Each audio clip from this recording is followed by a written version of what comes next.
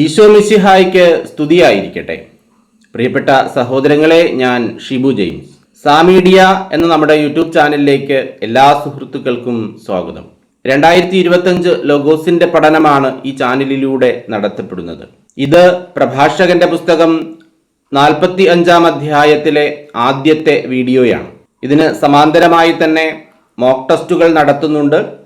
Mock ടെസ്റ്റിൽ പങ്കെടുക്കുന്നതിന് 500 രൂപയാണ് രജിസ്ട്രേഷൻ ഫീസ്.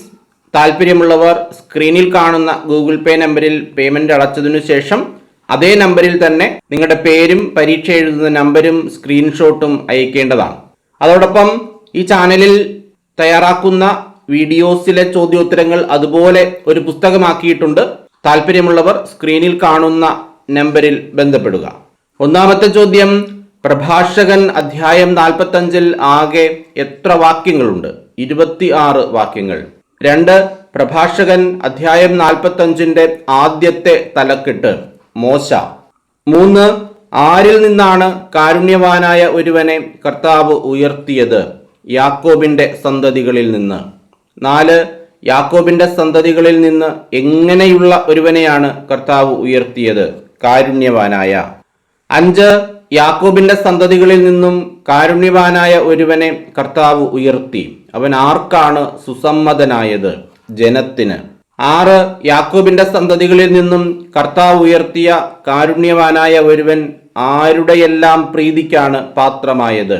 ദൈവത്തിൻ്റെയും മനുഷ്യരുടെയും. 7. പ്രഭാഷകൻ അധ്യായം 45-ന്റെ 1-ാമത്തെ വാക്യത്തിൽ മോശയ്ക്ക് നൽകുന്ന വിശേഷണമെന്ത്? ഭാഗ്യസ്മരണാർഹൻ. 8. കർത്താവ് അവനെ, മോശയെ, മഹത്വത്തിൽ ആർക്ക് സമനാക്കി? ദൈവദൂതന്മാർക്ക്. 9. ആരാണ് അവനെ, മോശയെ, മഹത്വത്തിൽ ദൈവദൂതന്മാർക്ക് സമനാക്കിയത്? കർത്താവ്. 10. കർത്താവ് മോശയെ ദൈവദൂതന്മാർക്ക് സമനാക്കിയത് എന്തിൽ? മഹത്വത്തിൽ. 11. ശത്രുക്കൾക്ക് ഭയകാരണമാകത്തക്ക വിധം അവനെ ശക്തനാക്കി. ആരെ? മോശയെ. 12. ആര് അപേക്ഷിച്ചപ്പോഴാണ് അവിടുന്ന് അടയാളങ്ങൾ പിൻവലിച്ചത്? മോശ. 13. അവൻ, മോശ, അപേക്ഷിച്ചപ്പോൾ അവിടുന്ന് പിൻവലിച്ചത് എന്ത്? അടയാളങ്ങൾ. 14. ആരുടെ സന്നിധിയിലാണ് കർത്താവ് അവനെ സമുന്നതനാക്കിയത്? രാജാക്കന്മാരുടെ. 15. രാജാക്കന്മാരുടെ സന്നിധിയിൽ കർത്താവ് അവനെ ആരാക്കി? സമുന്നതനാക്കി. 16. അവിടുന്ന് ആർക്കു വേണ്ടിയുള്ള കൽപ്പനകളാണ് അവനെ ഏൽപ്പിച്ചത്? ഇവിടെ അവനെ എന്ന് പറഞ്ഞിരിക്കുന്നതെല്ലാം മോശയെക്കുറിച്ചാണ്, തൻ്റെ ജനത്തിനു വേണ്ടി. 17. അവിടുന്ന് അവന് എന്താണ് നൽകിയത്? തൻ്റെ മഹത്വത്തിൻ്റെ ഭാഗികമായ ദർശനം. 18. തൻ്റെ മഹത്വത്തിൻ്റെ ഭാഗികമായ എന്താണ് അവിടുന്ന് അവന് നൽകിയത്? ദർശനം. 19. അവിടുന്ന് അവനെ വിശുദ്ധീകരിച്ചത് എങ്ങനെ? വിശ്വസ്തതയും സൗമ്യതയും കൊണ്ട്. 20. വിശ്വസ്തതയും സൗമ്യതയും കൊണ്ട് അവിടുന്ന് അവനെ എന്തു ചെയ്തു? വിശുദ്ധീകരിച്ചു. 21. അവിടുന്ന്, കർത്താവ്, അവനെ തിരഞ്ഞെടുത്തത് എവിടെ നിന്ന്? എല്ലാ ജനതകളുടെയും ഇടയിൽ നിന്ന്. 22. അവിടുന്ന് അവനെ കേൾപ്പിച്ചതെന്ത്? തൻ്റെ സ്വരം. 23. അവിടുന്ന് അവനെ നയിച്ചത് എവിടേക്ക്? ഇരുണ്ട മേഘങ്ങൾക്കുള്ളിലേക്ക്. 24. ഇരുണ്ട മേഘങ്ങൾക്കുള്ളിലേക്ക് അവിടുന്ന് അവനെ എന്തു ചെയ്തു? നയിച്ചു. 25. ഇരുണ്ട മേഘങ്ങൾക്കുള്ളിലേക്ക് കർത്താവ് നയിച്ചത് ആരെ? അവനെ, അതായത് മോശയെ.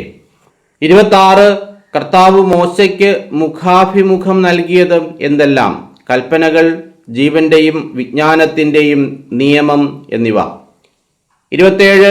കർത്താവ് മോശയ്ക്ക് കൽപ്പനകളും ജീവന്റെയും വിജ്ഞാനത്തിൻ്റെയും നിയമവും നൽകിയത് തൻ്റെ ഉടമ്പടി ആരെ അഭ്യസിപ്പിക്കേണ്ടതിനാണ്? യാക്കോബിനെ. 28.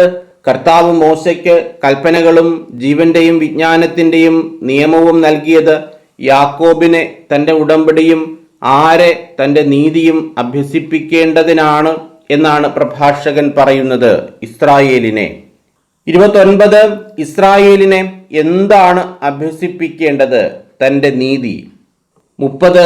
യാക്കോബിനെ തൻ്റെ ഉടമ്പടിയും ഇസ്രായേലിനെ തൻ്റെ നീതിയും അഭ്യസിപ്പിക്കേണ്ടതിന് കർത്താവ് എന്താണ് മോശയ്ക്ക് നൽകിയത്?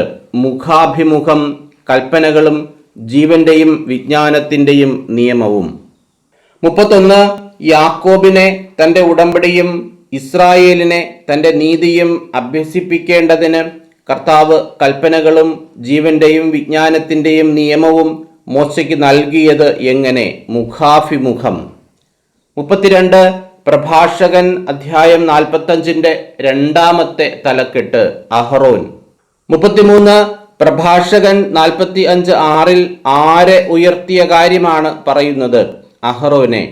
34 അഹറോന്റെ ഗോത്രമേത്? ലേവി. 35 അഹറോൻ ആരുടെ സഹോദരനായിരുന്നു? മോശയുടെ. 36 മോശയെ പോലെ തന്നെ വിശുദ്ധനാര്? അഹറോൻ. 37 അഹറോൻ ആരെപ്പോലെ വിശുദ്ധനായിരുന്നു എന്നാണ് പറയുന്നത്? മോശയെപ്പോലെ.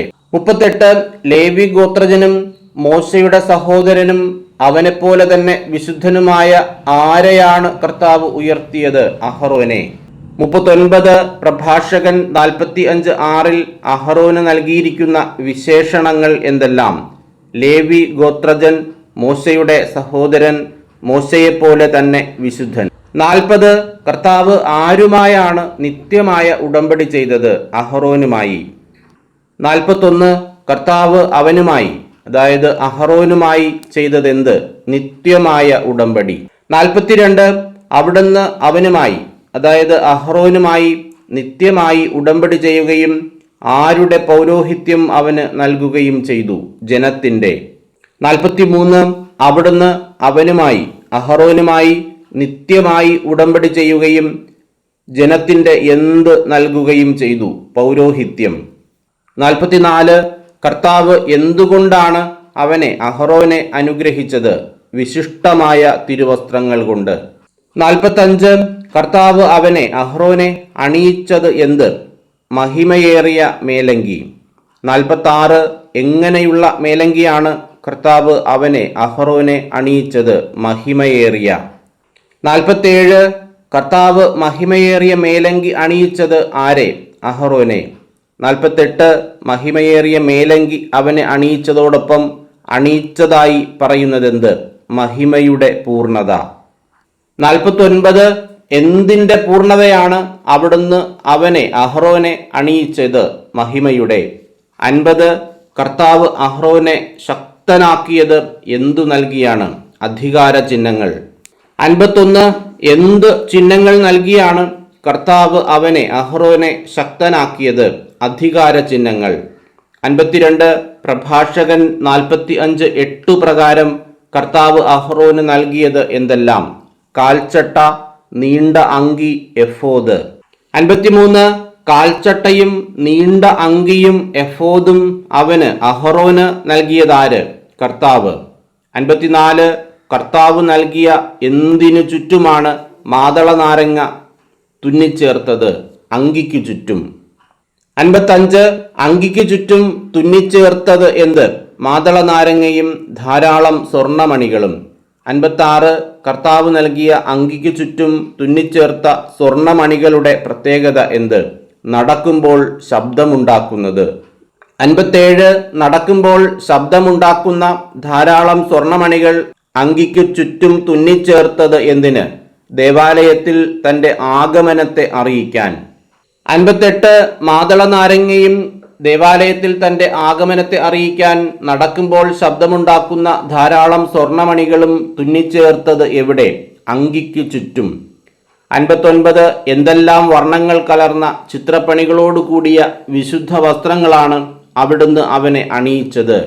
സ്വർണം, നീല, ധൂമ്രവർണം. 60 സ്വർണം, നീല, ധൂമ്രവർണം കലർന്ന ചിത്രപ്പണികളോടുകൂടിയ എന്താണ് അവിടുന്ന് അവനെ അണിയിച്ചത്?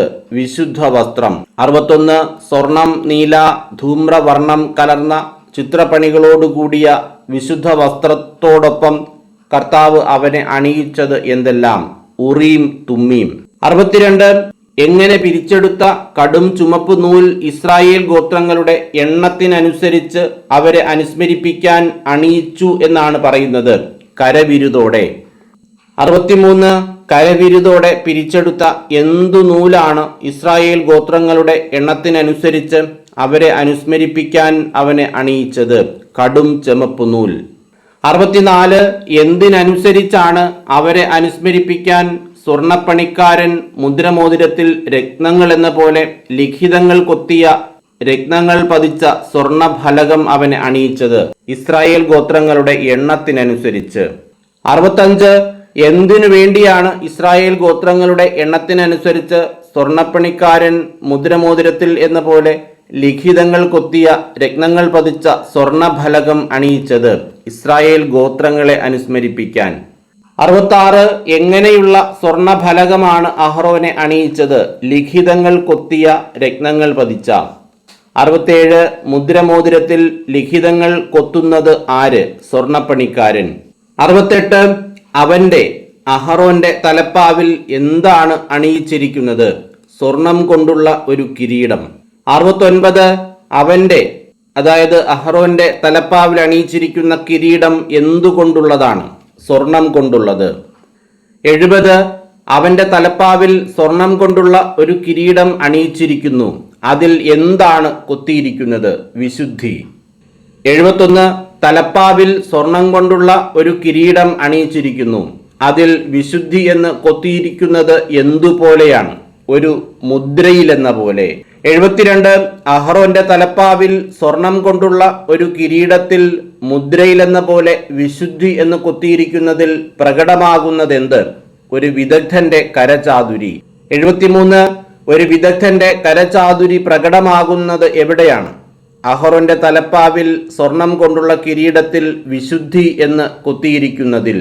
74 വിദഗ്ധന്റെ കരചാതുരി പ്രകടമാകുന്ന കിരീടം എങ്ങനെ ഉള്ളതാണ് എന്നാണ് പ്രഭാഷകൻ 45:12 പറഞ്ഞിരിക്കുന്നത്.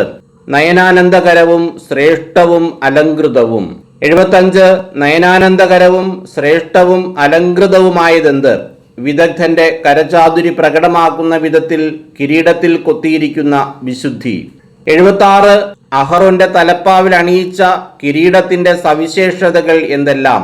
സ്വർണം കൊണ്ടുള്ള ഒരു കിരീടമായിരുന്നു അത്. അതിൽ മുദ്രയിലെന്ന പോലെ വിശുദ്ധി എന്ന് കൊത്തിയിരിക്കുന്നു. വിദഗ്ധന്റെ കരചാതുരി പ്രകടമാകുന്നതാണ്. അത് നയനാനന്ദകരവും ശ്രേഷ്ഠവും അലങ്കൃതവുമാണ്. ഇങ്ങനെ 76 ചോദ്യങ്ങളാണ് പ്രഭാഷകൻ അധ്യായം 45 ആദ്യത്തെ ഭാഗത്ത് തയ്യാറാക്കിയിട്ടുള്ളത്. ഒരു ഭാഗം കൂടിയാണ് ഈ അധ്യായത്തിൽ ഉള്ളത്. എത്രയും വേഗം വീഡിയോസ് ചെയ്തു തീർക്കുകയാണ്. എല്ലാവരും നന്നായി പഠിക്കുക. പുസ്തകത്തിന്റെ കാര്യം ആദ്യം പറഞ്ഞിരുന്നു. 200 രൂപയാണ് പുസ്തകത്തിന്റെ വില. കേരളത്തിനുള്ളിൽ 50 രൂപയാണ് പോസ്റ്റൽ ചാർജ്. കേരളത്തിന് പുറത്ത് 100 രൂപയാണ്. കേരളത്തിന് പുറത്ത് ഇന്ത്യക്കുള്ളിൽ പുസ്തകം ആവശ്യമുള്ളവർ 300 രൂപയും കേരളത്തിനുള്ളിലുള്ളവർ 250 രൂപയും സ്ക്രീനിൽ കാണുന്ന ഗൂഗിൾ പേ നമ്പറിൽ അയച്ചതിനു ശേഷം നിങ്ങളുടെ പേരും അഡ്രസ്സും ഫോൺ നമ്പരും കൂടി മെസ്സേജ് ചെയ്തു തന്നാൽ എത്രയും വേഗം തന്നെ പുസ്തകം അയച്ചു തരുന്നതായിരിക്കും. എല്ലാവരും നന്നായി പഠിക്കുക. എല്ലാവർക്കും എല്ലാവിധമായ നന്മകളും അനുഗ്രഹങ്ങളും ഉണ്ടാകട്ടെ എന്ന് ആശംസിച്ചുകൊണ്ട് പ്രാർത്ഥിച്ചുകൊണ്ട് നിർത്തുന്നു. നന്ദി.